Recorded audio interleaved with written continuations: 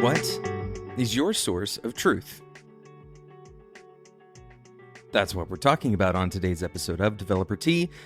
My name is Jonathan Cottrelli, listening to Developer Tea, and my goal on this show is to help driven developers like you find clarity, perspective, and purpose in their careers. Let's get into this topic. Source of truth. Most of the time when we hear this as developers, what it means to us is that there's some a data store. There's some point upstream from us, or there's some state that we are treating as authoritative. And relying on that state, rather than, for example, relying on a cached version of that state, the closest that you can get to the source of truth, reflecting in whatever your application is or however you're using that information, the closer you get to the source of truth, the more likely things are to be accurate. Now, whether or not they're good or correct is a different question altogether, but at least you know that the application that you're developing, if you have a single source of truth, is going to kind of work in harmony with itself. And other applications that rely on that same source of truth will follow suit. And you can see how this breaks apart when you start to have multiple sources of truth that are supposed to reflect each other, but because the coupling between those sources of truth is loose at best, you end up having a lot of disparity. Disparity between those two sources of truth, but also it kind of compounds. As you take the information from one and you take the information from another and you combine them, very often the combination ends up creating a third source of truth, and none of them are actually true at all. This can be problematic for our applications, obviously, because we're trying to deal with state all the time. And if we don't have a trustable source, right? If we don't have one place where state is determined, right? We have a place where state is correct, and we don't really care about any other representation of state other than that place.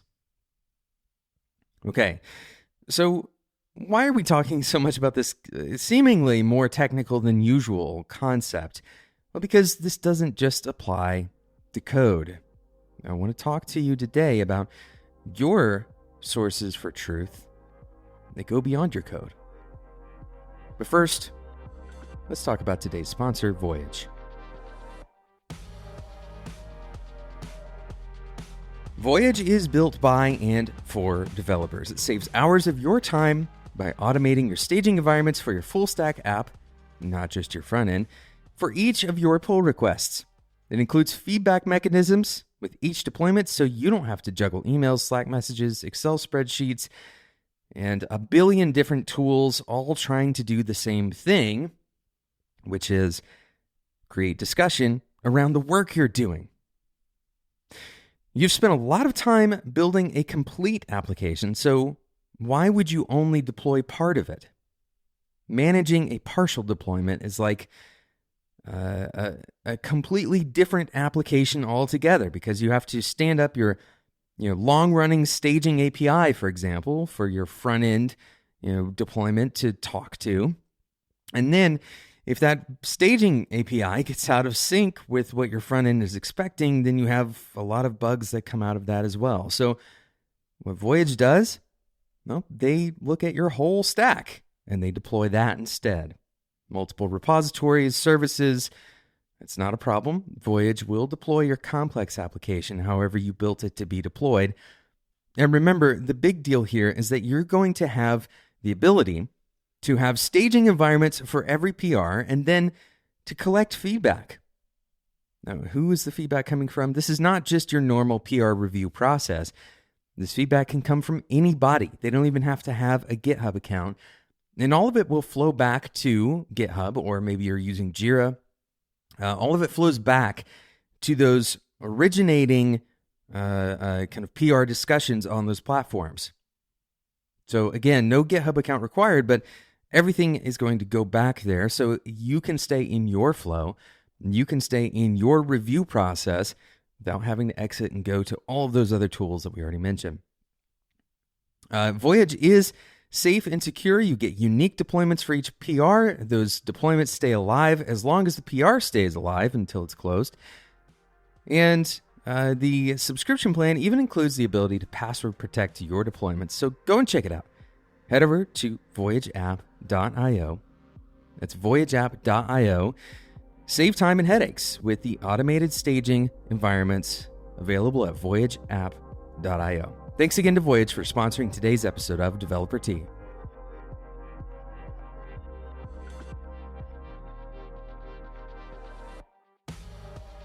Now, I want to give a disclaimer as we get back into this subject of sources of truth.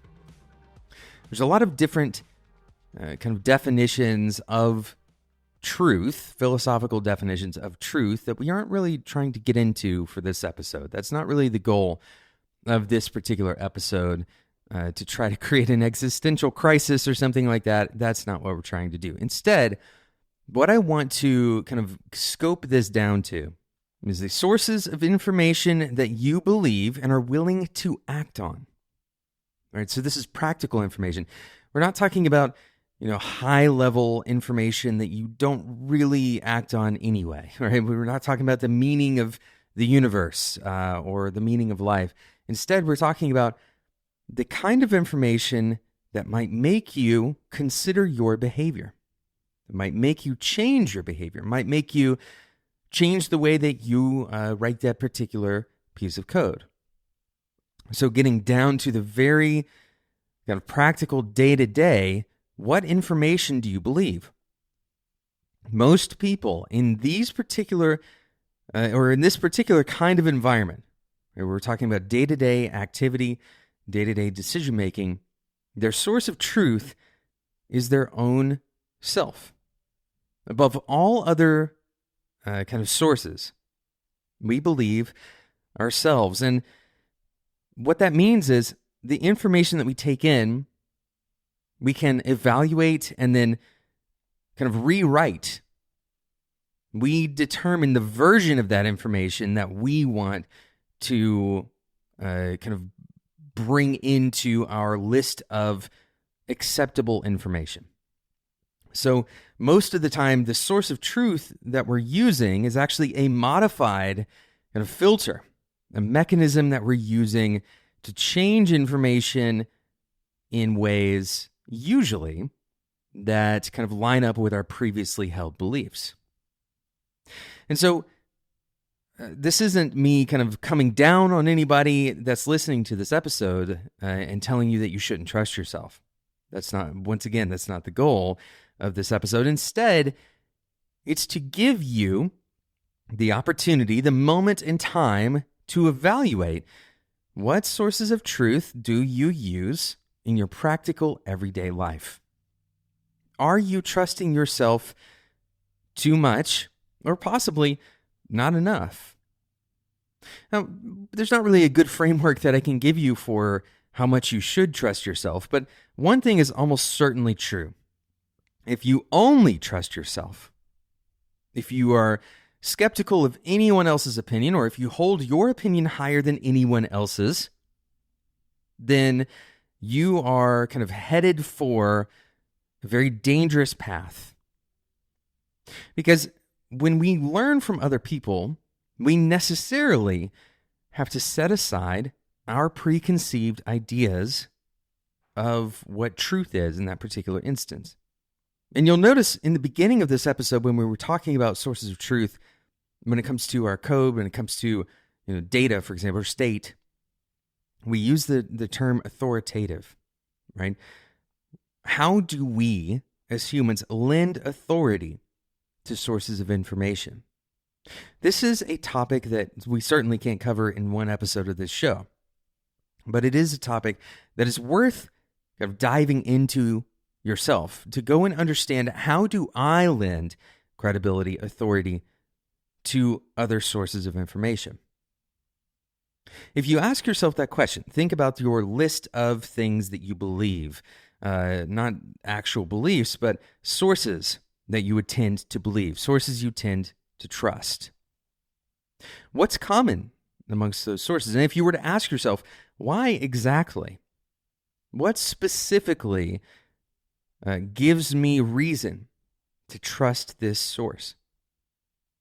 Is there a reason that I shouldn't trust this source?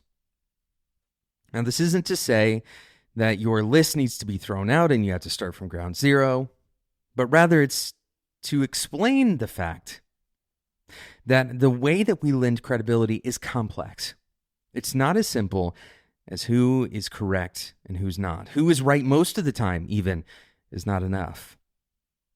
There are so many things that get tied into this. All of our psychology, our behavior, our experiences, all of this gets tied into how we lend credibility and how we determine authority in a given subject.